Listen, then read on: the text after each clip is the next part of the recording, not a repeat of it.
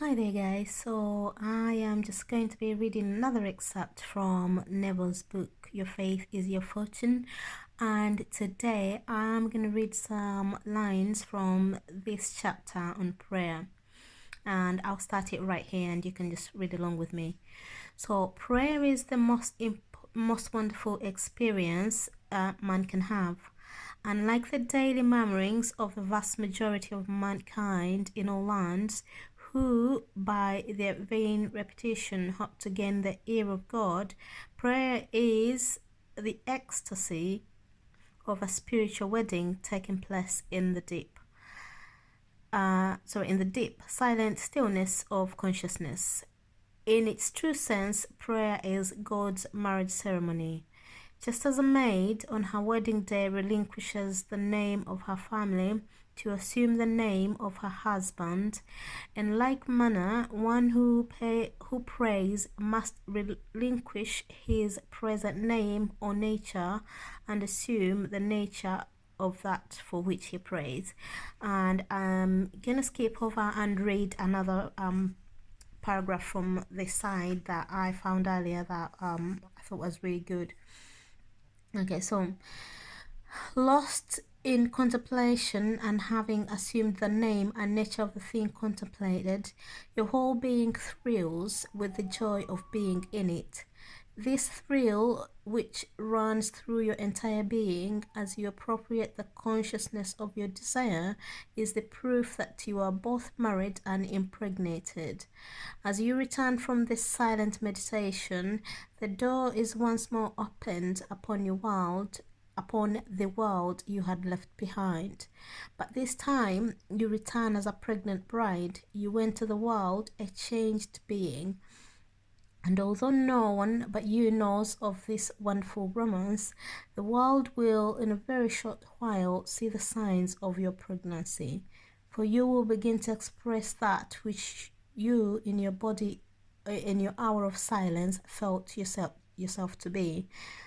Okay, I'm gonna read something from this top here and then I'll connect the three paragraphs. Your repetitive attitude of mind while praying or contemplating can be likened to a bride or womb, for it is that aspect of mind which receives impressions. So your subconscious mind, basically. That which you contemplate being is the groom.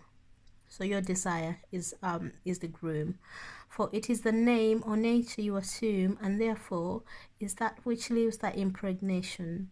For one dies to maidenhood or present nature as one assumed the name and nature of impregnation.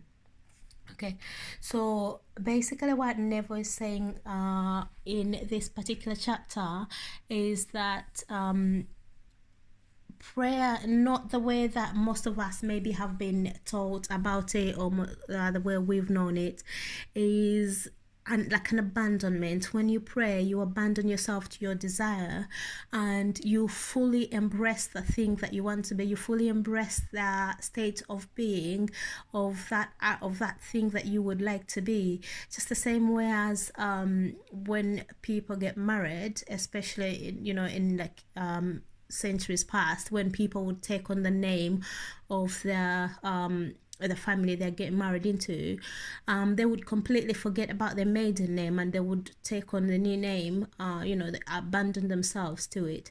And it's the same way with prayer, and it's the same thing that happens when we're praying. So to pray successfully, when we're praying, we're not in questioning mode in prayer. In that the questioning mode, I mean, say you want to manifest a house and you're meditating or you're praying about the house, you're not in that in the state of thinking, how will it happen? I can't see how it will happen. Oh, I don't have enough money. My credit rating is it, do they call it credit rating? I can't remember. My credit's bad. How will I raise the money? How much one? So you're not using logic, because manifesting is not logic. So the minute you bring logic in, you've completely then now abandoned yourself to the state of logic, and you've forgotten the state of being. So your subconscious mind is you're not giving it the best material to work with to bring whatever it is you want. So yeah, I just wanted to say this to say that as you do your visualization, as you do your prayer, as you do your meditation, whatever it is that you're doing, just abandon yourself to the desire that you would like to have. Abandon yourself to the feeling of the wish fulfilled.